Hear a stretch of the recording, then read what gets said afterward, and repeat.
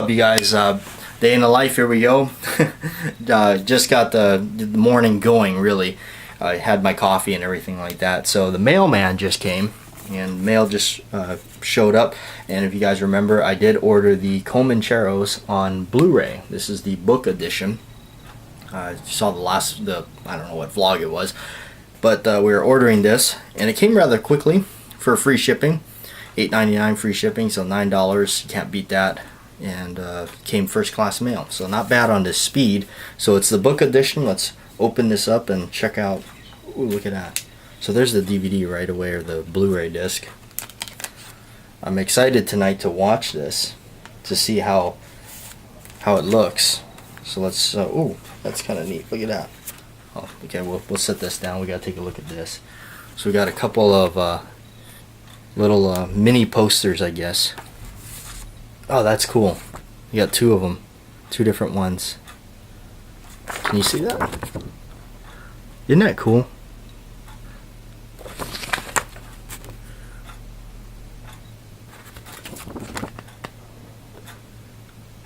One of my favorite scenes in this movie is, if you haven't seen it, I hope you've seen it, is when they're at the dinner and the guy in the wheelchair calls for the bodyguard, and said, the Duke is a really big dude to begin with, and this guy pops up to the room and he grabs the chair and he smashes. I mean, immediately when the guy yells for him, John Wayne grabs the chair. There goes my phone. Grabs the chair and goes to lay this guy out. The guy breaks the chair over him. Doesn't even faze him, and the Duke just gives this. Like he's just waiting for the impact to happen. Oh, let's see. Looks like this outer part right here. So I hate when they do that.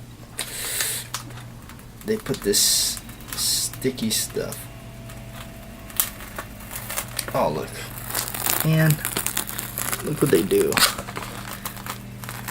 There it goes. Okay, so the problem with this stuff is it doesn't come off very good, and I wanted to save that, but looks like we might not be able to. There's the back of the book. Pretty neat. This is the one with that French guy. So, alright. Opening part right there.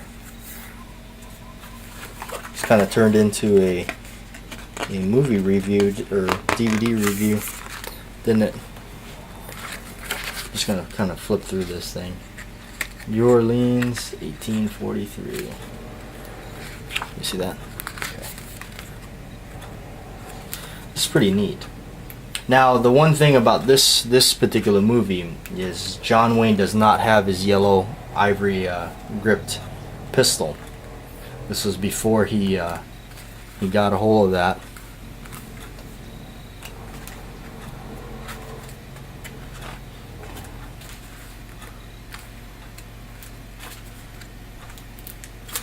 Oh, it takes you through all the characters. Lee Marvin.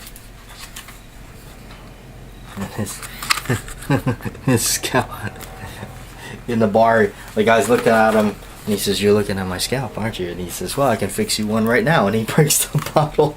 And the director, the Duke himself, the man that needs no introduction.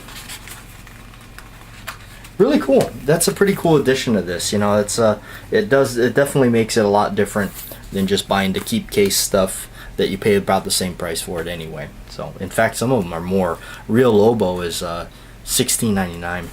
So, really cool deal. $8.99. Price did go up, unfortunately. So, on Amazon. Well, I'm at work, and I figured I'd show you my buddies. They keep me company.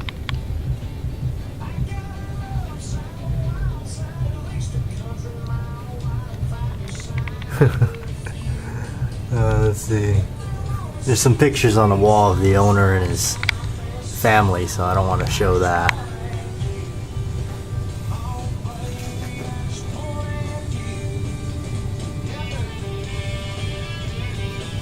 Yeah, I'll put that up. Alright, I didn't do much vlogging at work today. It was kind of crowded and busy, and didn't really have time to. A friend of mine came by, he stayed for a while. The girls came by, they stayed for a while, and we had bad food. so I'm trying to take it easy, and just got home, figured kind of relax a little bit. And guess what? As you saw, I got the Comancheros on Blu-ray. Check this out. All right, so there it is. It's the main menu. I'm getting ready to watch this. Get any more excited than getting ready to see this movie on Blu-ray. It's just because a lot of these I've owned on VHS, and I never got to see them in full high definition. So I'm like a kid in a candy store right now. I'm gonna press play on this thing. I'm gonna get back to you, and I think there's going to be another movie time video right here on the channel. Oh, look at this one. All right. I always thought this looks like a mouse. Look at this. Okay, so you got to get this ring off right here. Huh? Isn't that cool? Look at that. Can you figure out how? How does it come out of there? Look at this thing. The horseshoe is attached right here. You can't get that out of there. How do you get that? How do you get that off? You know, I almost forgot how to do this myself. Anyway, check that out, huh? Can you figure that out? How that comes off of there? Take a good look at it. I'll show you the solution on tomorrow's vlog. Oh, I know. I'm doing that to you. So check out tomorrow's vlog and I'll show you how this is done. Oh man, I had to come out here and film this. Look at that. Look at that.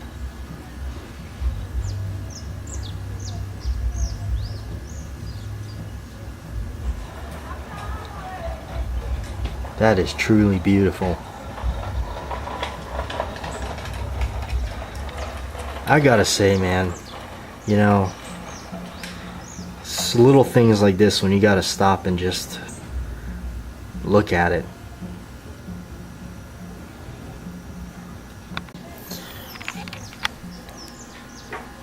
Haven't had much rain today. Nothing really down here. This is where the dogs run crazy. Not too much rain. My uncle's garden there. It's fairly dark in here, but it's my grandpa, my grandma, and he served in the military, World War II. There's his flag that we got at his funeral services, and I'm proud to say that I stayed with him in the hospital till the day he died. And no matter what, his favorite thing was Subway sandwiches. And I brought him one every time I came up. A favorite thing right here. It's these jerky strips. This is crap. Who's that? Who's that? Oh. Do you want one too? Do you want one too? That's the baby girl.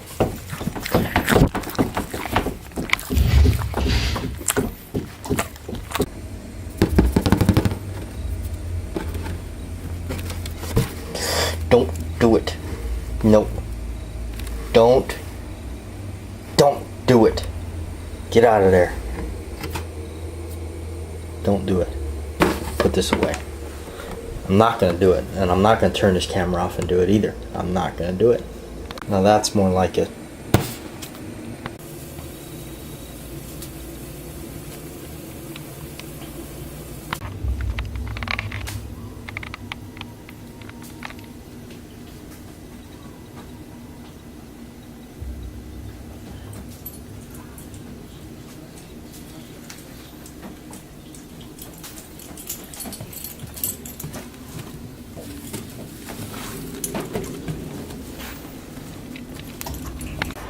You know what? I think I'm gonna call it a day. It is fairly late. A friend of mine had some issues. The friend that has the video virtual reality. I'm gonna go play that tomorrow. So I hope you join me. Yeah, he had some issues with the shotgun he just bought. Sports Authority's closing down, and he bought a Weatherby Reaper shotgun from them. I think it's called a 459, something like that. Anyway, it's a shotgun. I mean, what the heck, Sports Authority? It sells them something that's broken, and of course, you know, you can't return the thing or anything like that, so we're gonna take a look at it.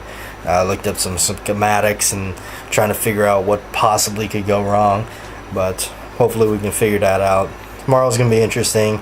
I am gonna go over to his house in the afternoon or late evening, have some barbecue, play around, probably play virtual reality again, because I'm slightly addicted to that, because it's pretty amazing coming from somebody that pretty much had duck hunt all their life, or not all their life, but growing up, you know what I mean. See, it's getting late. I need to get out of here. But anyway, so tune in for tomorrow. And also, I don't want to break the news all too soon until I get it done, but I made something. Let's see. Trying to get this stuff. I made something, and I'll show you guys what it is tomorrow. It's pretty neat. And what I made it were the tools I used. A small rat tail file. This is everything. A Dasco punch. See the size of it. What is the size of this?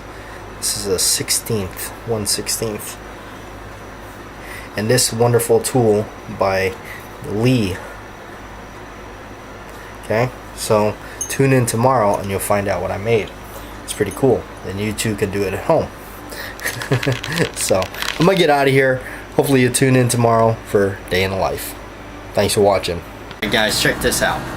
This is one of my favorite guns, and you've seen it many times, and this is actually, I enjoy these guns right here, and I know it looks like a monster. It's the 8 3/8 Model 29. This is one of my favorite range guns. I got into these because of Dirty Harry, obviously. That's usually what we think about when we see this great big 29. It is unloaded. I just hate to touch the steel on it, because then I got to keep it wiped down, so I don't get this thing all dirty and have to wipe it down, but too much. So anyway, also what got me really interested in this guy is the movie Taxi Driver with Robert De Niro, directed by Martin Scorsese. This is the gun that he gets, the 8 3/8 inch barreled 44 Magnum. Really cool movie. I like it. But I got into these because of Dirty Harry, and I never would have thought, you know, I normally, even as a revolver guy, I would have looked at this gun and said, you know, I don't know if I want that, because it's a really sizable revolver, that's for sure. But as I got to owning them and shooting them, obviously originally for the nostalgic Dirty Harry reason, but really cool because it's dead on accurate. My first time out with this gun, I was shooting it very long distance, very accurately. Once I learned where this gun prints and everything, became one of my favorites without a doubt. So anyway, wanted to share that a little bit. And you know what, I bought this gun off a gun broker. I got really lucky. A friend of mine got it, and I think it was like 700 bucks or under, I forget, but a really big score. Cool stuff.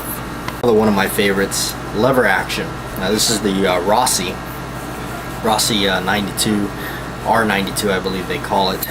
This one here is the big loop. You can see the John Wayne Special. It's got a 16-inch barrel. It's not very tall of a gun, but I like it because it's a carbine. When I first got it, the little bead sight broke off, so I put a little fingernail polish on it, but it's so accurate and it's such a smooth shooting gun. I did the action work in it, but what I want to do is actually bevel out a little bit around here where you load the bullets, so this is not so sharp on your thumbs there. It's kind of a small little loading gate, but it is kind of rough on your fingers. I know, get some better tough fingers. Come on, be a man and load it in there, but they're kind of sharp. I don't really like it too much like that when it's easy just to bevel it down, so I think I will. Honestly, I thought about yeah, maybe not. Yeah, I'll keep it like this, just the way it is. The stock is not glossy at all. It's just plain stained wood. So put this away. It's old dirty sock, but that's what I do. I get these old socks and treat them with silicone, stuff a gun in there, and that's the way I do it. cheap. You can call me a redneck for doing that or whatever. In fact, I take that as a compliment. This is Dad's gun. This is his revolver. He's had it. He bought this brand new in the 70s. This is a Smith & Wesson Model 15. You've seen this before if you checked out my main channel. So 6-shot, 38 special K-frame. Basically, this is like a Model 10, only it's got better sights and everything like that. But this is near and dear to the heart for me because it's my father's gun, and this one will never be for sale because of its sentimental value.